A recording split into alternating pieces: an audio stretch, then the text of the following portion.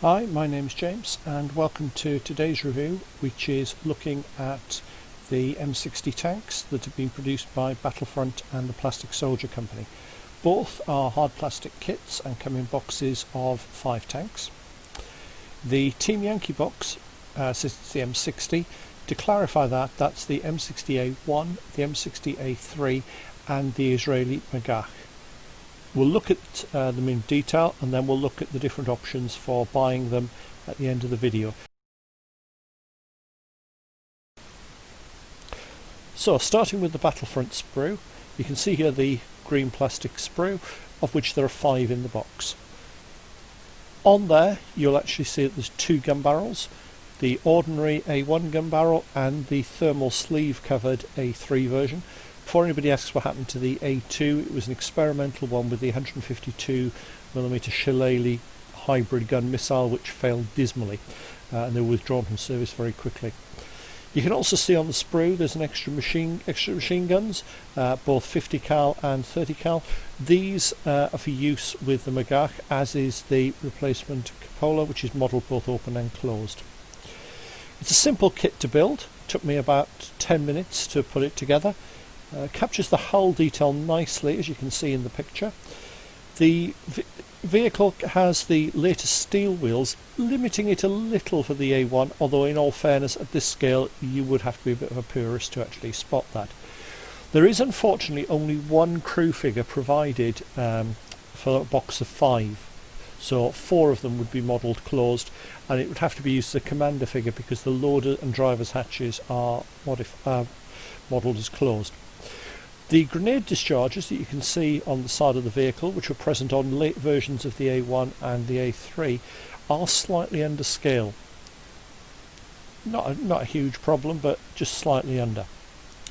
The turret basket is probably the hardest bit of the kit to make, which is the storage rack at the rear of the turret.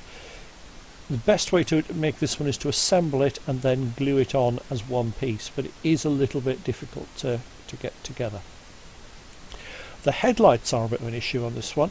They look like they've actually been turned through 90 degrees, and because they're a fixed on part, it's very hard to do anything with that. As we said, there's no xenon searchlight. I can live with that. That's again not an issue for the era I'm modelling. And a benefit if you are buying the Battlefront ones is you actually get Team Yankee cards and transfer of your American decal sheet with all the markings for the tank on. So moving on to the Plastic Soldier Company M60A3, you can see there's a lot more parts for this one. Still not a hard build, took me probably about 15 to 20 minutes to put it together. Part wise, it only has the 1 gun barrel, which is slightly strange on the M60A3 kit because it's the M60A1 gun barrel without the thermal sleeve. Not a huge issue, it's very hard to tell them apart at this scale, but slightly annoying when it's marketed that way.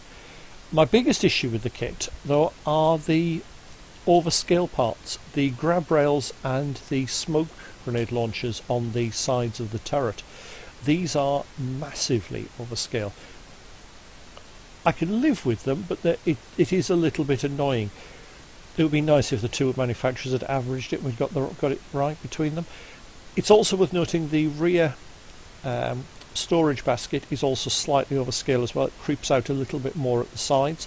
It is, however, much easier to build, especially if you do what I did and fit the central section on first and then put the 2 curves at the end on afterwards, because there's a slot in the turret which will actually help you put the central piece on.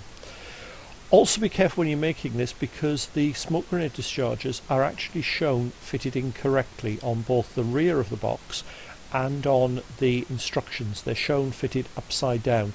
If you look at the front of the box you'll actually see them fitted correctly. Looking at the cupola, the M85 is better. I quite like it. It's nice to scale. It doesn't have such an overscale cone on the end of the machine gun barrel. And I also quite like the tracks, because these are 2-part, as you saw on the sprue, and when they go together give a very good impression of the track pads, which predictably you can't see too well in my photos because I've put the mud on. I should have thought of that before I took the photos.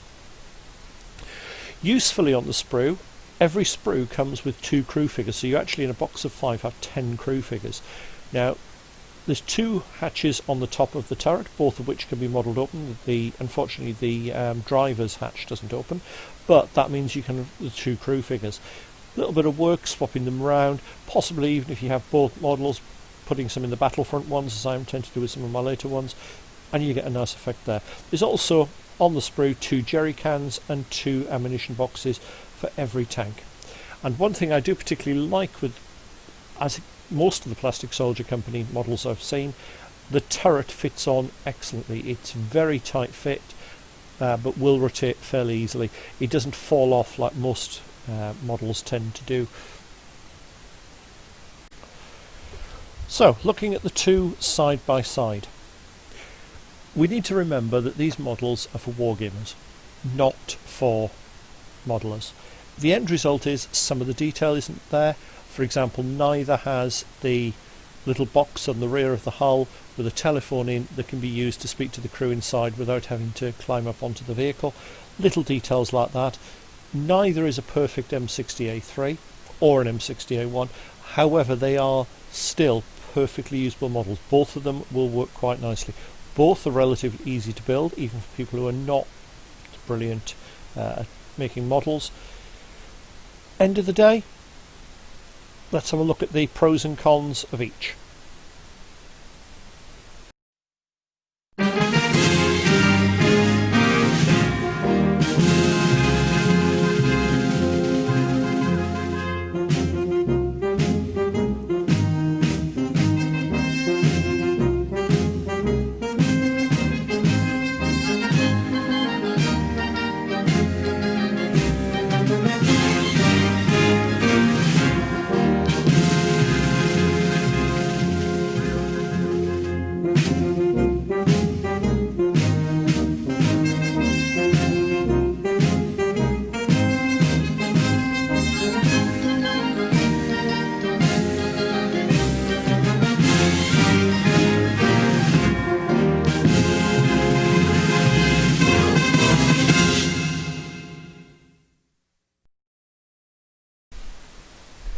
So, buying the figures then.